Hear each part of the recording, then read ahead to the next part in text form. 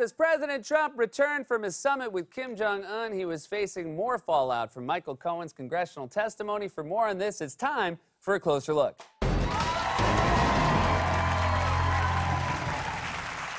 This has truly been one of the most eventful weeks of the Trump presidency, and every week of the Trump presidency is eventful. Just once, I'd like the CNN chyron to say, breaking, nothing happened, now get a good night's sleep.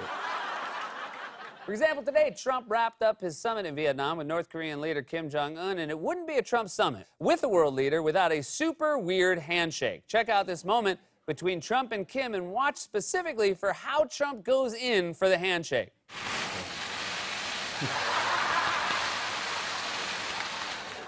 It's like he was going in for a karate chop and then remembered it was supposed to be a handshake.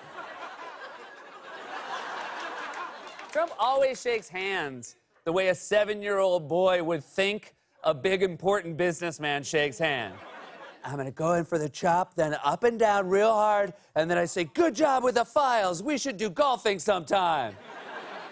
Now, you might think the tyrannical dictator of an oppressive regime would never get stressed out, but on his way to the summit, cameras apparently caught Kim lighting up a cigarette. Along the way, the North Korean dictator was caught giving in to one of his vices, taking a smoke break and using what appeared to be a crystal ashtray.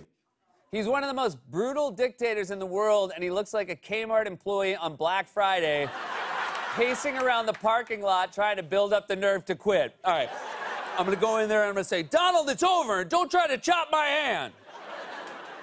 Everything about this summit was weird.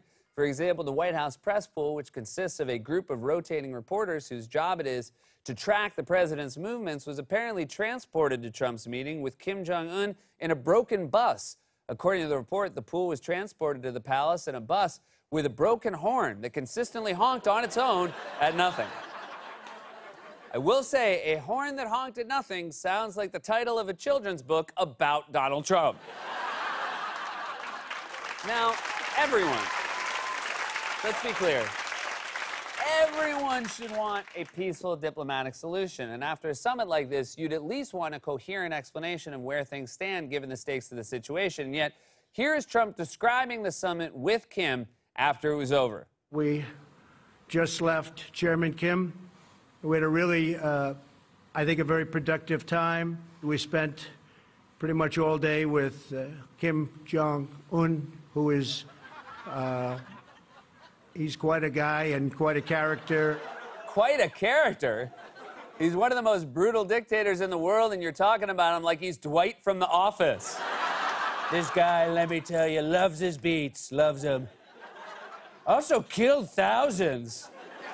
Of course, it's very possible Trump was distracted by the big story looming over the summit, the explosive congressional testimony of his former personal fixer, Michael Cohen. In fact, there's already fallout from the Cohen hearing. This morning, the Democratic chairman of the committee, Elijah Cummings, said the committee would probably call more witnesses. Cummings said if Michael Cohen mentioned their names in the hearing yesterday, chances are they would be called in to testify too. Now, that's huge. It means everyone from Jared Kushner to Ivanka Trump to Don Jr. could be called in to testify. But personally, I'm most excited about one person in particular, and it comes from this exchange yesterday. To your knowledge, did the president ever provide inflated assets to an insurance company? Yes. Who else knows that the president did this? Alan Weisselberg, Ron Lieberman, and Matthew Calamari. That's right. There's an actual human person named Matthew Calamari. Or at least I think he is. A person and not Squidward's deadbeat uncle on SpongeBob. If there's any upside to electing a New Yorker as president, it's that we will at least get to hear a member of Congress say the words, "Thank you for being here, Mr. Calamari. We would urge you to remember you're under oath and for you not to forget about it." And you can tell Trump and Republicans are worried about Cohen's testimony because leading up to it, they've been publicly threatening him. On Tuesday, Congressman Matt Gaetz threatened to reveal information about Cohen's personal life. And last month, Trump went on Fox News and said investigators should look into Cohen's father-in-law for committing some sort of crime, although he wasn't very clear on the specifics. In order to get a sentence reduced, he says, I have an idea. I'll give you some information on the president. Well, there is no information, but he should give information maybe on his father-in-law, because that's the one that people want to look at, because where does that money? That's the money in the family. And I guess he didn't want to talk about his father-in-law. He's trying to get his sentence reduced. What is his father-in-law's name? I don't know, but you'll find out and you'll look into it. Man, he just loves to talk in that details-free mafia dialect. I'd hate to get driving directions from a Trump-voiced GPS. Maybe you'll go this way for a little bit, and then you'll turn one way or the other, and you'll get somewhere, or you won't, capiche? In case you're wondering how much dirt Cohen really has on Trump, just remember Cohen has known Trump for years. He was his personal fixer, his lawyer, his enforcer. He routinely threatened people on Trump's behalf, as he explained to the committee yesterday. How many times did Mr. Trump ask you to threaten an individual or entity on his behalf? Quite a few times. 50 times? More. 100 times? More. 200 times? More. 500 times? Probably. Dear God. At this rate, Congress is going to have to start using Price is Right rules. And even as late as September 2017, Cohen said he would remain loyal to Trump. He told Vanity Fair, I'm the guy who stops the leaks. I'm the guy who protects the president and the family. I'm the guy who would take a bullet for the president.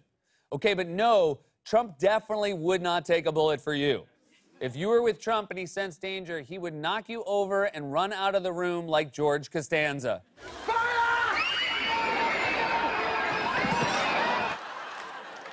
And there's still so much.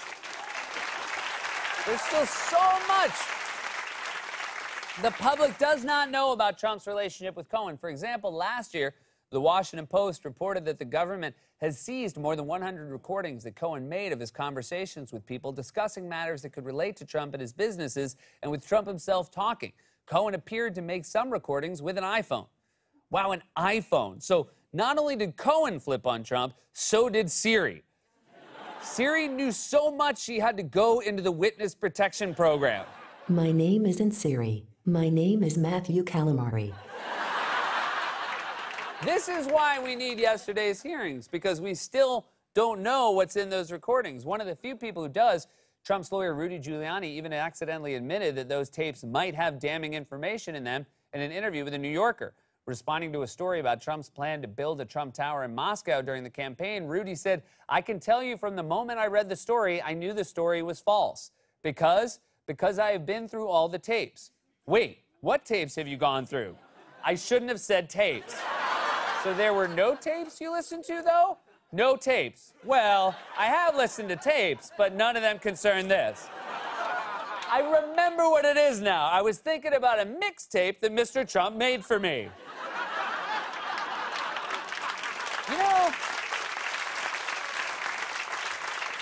You know who I'd love to see testify in front of Congress? Rudy. He crumbles under no pressure. I mean, look at him. He always looks like he just sat on a park bench and it turned out to be a ski lift. Oh, what's the big idea, bench? Not only did Trump fail to get a deal in Vietnam, but as he returns home, he's facing the fallout from Cohen's explosive testimony. We know so much today that we didn't know yesterday. In fact, at this point, someone should just ask Cohen point blank how many times Trump broke the law. 100 times? More. 200 times? More. 500 times? Probably. This has been A Closer Look.